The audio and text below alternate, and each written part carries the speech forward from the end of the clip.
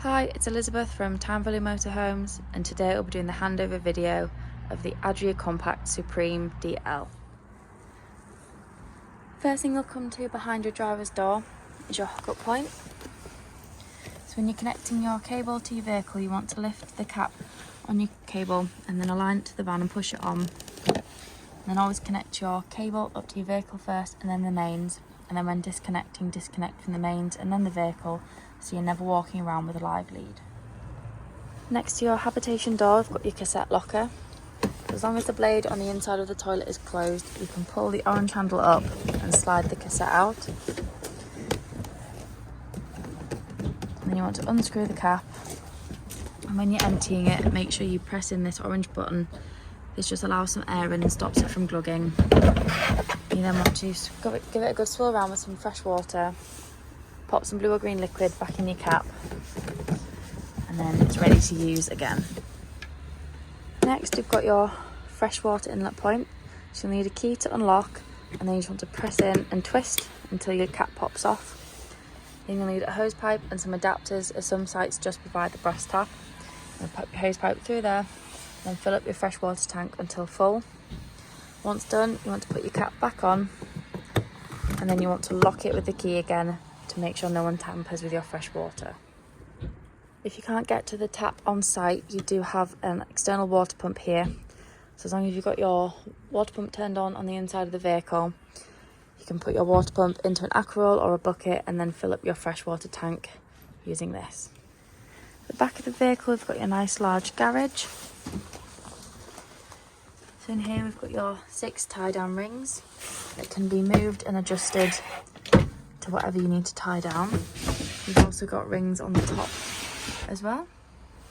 In your garage we also have an external shower.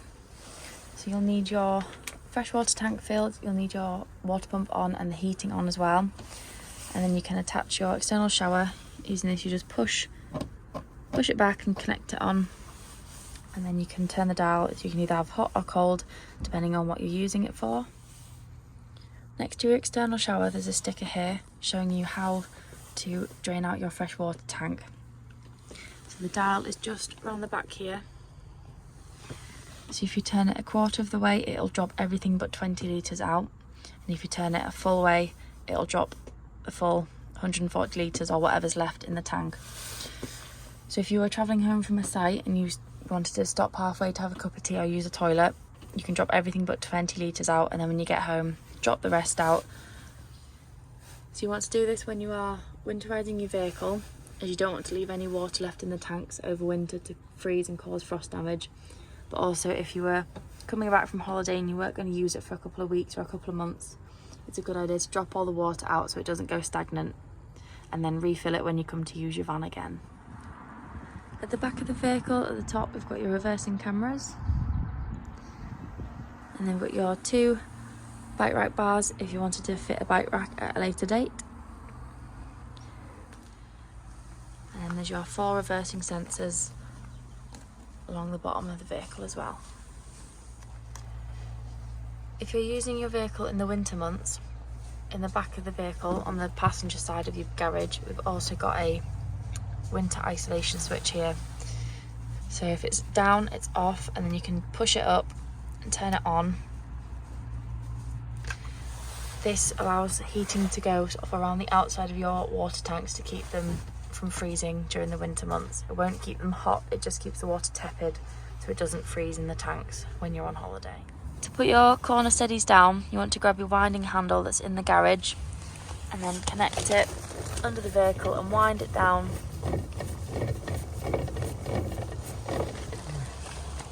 Don't forget before you leave a site to put your corner steadies back up, otherwise they can be damaged if they're left down when travelling.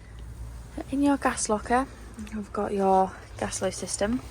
So this will hold 2 11kg bottles. Always make sure that they're strapped in nice and tight so they don't rattle around when travelling. When you need to remove or change your pigtail and swap it to the other bottle if you have to, it's left to tighten, right to loosen, opposite way around being gas, and you'll need a spanner just to nip it up tight and then loosen it off as well. On the top of these bottles you have a little gauge here which tells you how much gas is in it. So at the moment it's empty, but when it's full it'll be in the green. And then to turn it on and off, you can turn your dial around here. If you've got gas in, you've turned this on and you're still not getting any gas through to the vehicle, make sure this little yellow button is pressed in. So if it's flush, it means it's in. If it pops out, it's just a little crash valve. You just need to push it in, hold it for a couple of seconds, and then your gas flow should come through to the vehicle. To fill your gas flow bottles up, you want to come just below your gas locker, and then to remove the cap, you just push it in and twist it off. It'll pop off, and then you can use the bayonet fitting at the gas station to push it on. You need to align it up with the 2 pins here, and then twist it to lock it on, and then you can fill up your gas. And then once you're done, pop your cap back on, align it up, and then push and twist, and it'll lock and close. Just on the outside of your passenger door, you've got your diesel and AdBlue, so you'll need your ignition key to open up the diesel cap. And then when you're filling up your AdBlue, if you go to a petrol station where they take Arctic lorries, you'll be able to fill your AdBlue up on the pump. And then just on the outside of your passenger door, we've got your ideal tyre pressures. And then just on the inside of the door, we've got a sticker here and then a rocker switch, which is next to your passenger door. So this is your wastewater drain off point. So if your rocker switch is in the middle, it'll be closed and then no water will come out of your wastewater pipe. However, if you tilt it down, it'll open and your wastewater will drain. So you can do this when you are leaving a site, so you're not travelling home with the extra weight of your wastewater, or when you're winterising your vehicle, you don't want any water to be left in the tank over winter. You can also leave the tank. You can leave it open during the winter months and then close it in the summer when you come to use your van again. Just on the side of your passenger seat, we've got your battery isolation switch. So if you're winterising your vehicle and you're not going to be using it over the winter months, you can turn this red handle down so it's pointing to off. This stops any charge coming out of your leisure battery and reduces the chance of it dying through winter, so when you come to use it again, you'll have charge in your battery. And then just on the inside of your passenger door, you've got your bonnet release.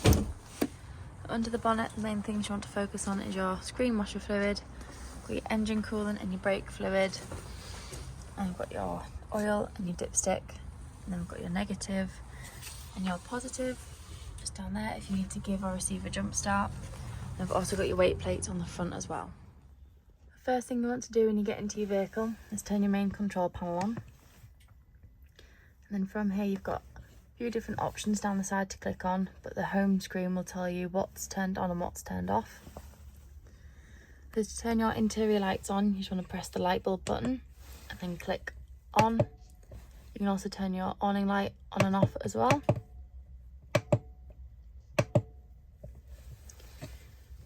Then you've got your temperature, so you can see that the inside of the van is 19 degrees, outside temperature is 9 degrees. Then you've got some settings that you can scroll through. Next we've got your water pump, so you can turn this on and off by clicking the button here. And then on the other side you can check your battery levels, you can check your fresh and wastewater levels. So when using your Truma heating and hot water system, when you click on it you'll come to your home screen. So on here, the one that's flashing is your van with a thermometer, which is your internal temperature. So if you click again, you can scroll from off all the way up to 30 degrees. Click again to select the temperature you want. And next is your hot water. So you can have it on off, eco, hot or boost. Boost will just take all the energy away from your heating and just focus on your hot water. Next we've got your energy, so you can either have it on just 2 kilowatts of electric, 1 kilowatt of electric, you can have it on mix of gas and electric, or just gas. Then we've got your fan speed, so you can have it on eco, high or boost. Just boost spreads the air around the van quicker to warm your van up. And then you can have set timers, you've got your clock. And then if you ever get a little warning triangle here, which is just an error, you can click to the spanner, scroll all the way through to reset and then preset, and it will take away the fault. In your bathroom, you've got your wash basin with a nice large mirror. And then to access your shower, you just gently pull on the wall, bring it round, and then it will show your shower.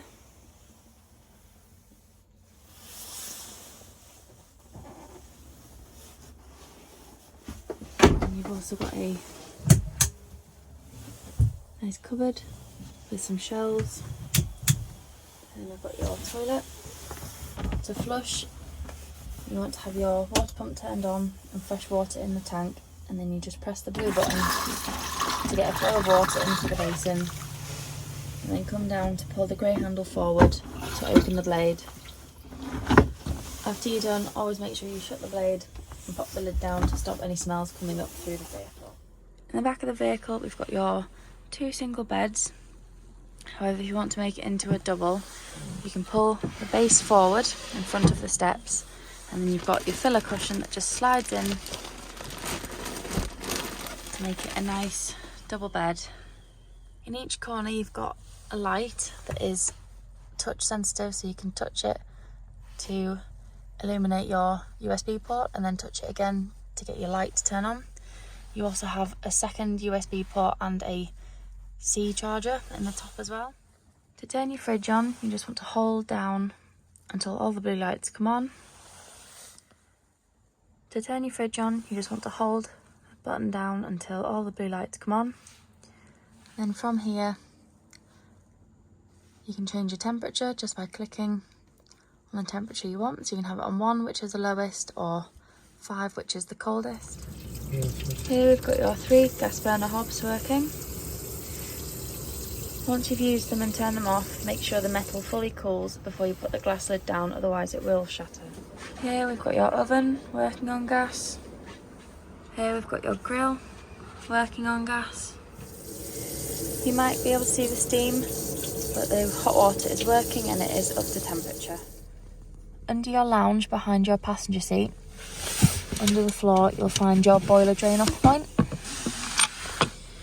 So when you come to winterise your vehicle, you want all the water out the boiler, so you want to turn this diamond from facing from the side of the van to the front and back of the van, and then this little button down here will also pop out. So all the water will drain out of the boiler, and at the same time you want to put your kitchen and bathroom taps open to let all the water drain out of the taps. To close it, you want to turn your diamond back to the side of the van, but also push in this blue button, otherwise the water will continue to come out of your boiler. When you want to turn your front dining area into your bed, you want to come below the table, and with this handle just pull it down so your table's loose, and then push the table down as far as it'll go. And then once it's all the way down, bring your table handle back across so it stays down. You then want to bring the supporting beam out and put the 2 legs down.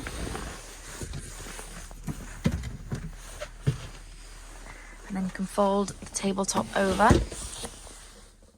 To fill the gap on the table, what you want to do is pull your base cushions forward into the middle of the table.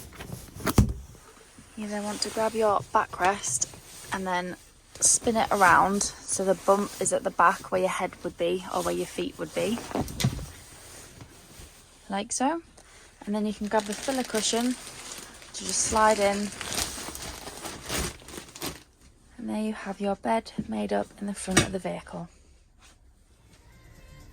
When using your radio, on your home page you'll have your maps, and then you'll have your radio station that you've chosen. From here you can skip through different channels.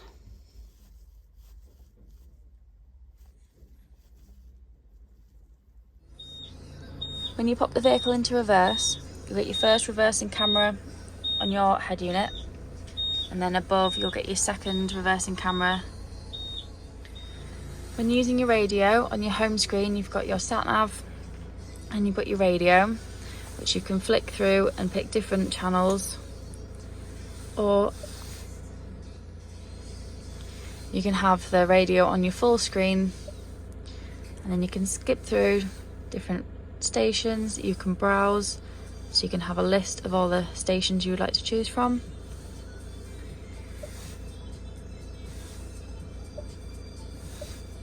Next we've got your climate, so you can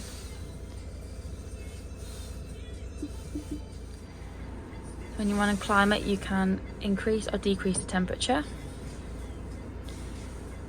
You can also pick where the air's blowing from. You can increase and decrease your fan speed. You can turn your AC on and off as well. You can do the same down here as well. If you don't want it on your head unit screen, you can just use these dials down here. And then below we've got your hazards, you've got lane assist, you've got your volume, and then your on and off. And you can lock the vehicle and unlock, and then you've got your traction and your hill assist.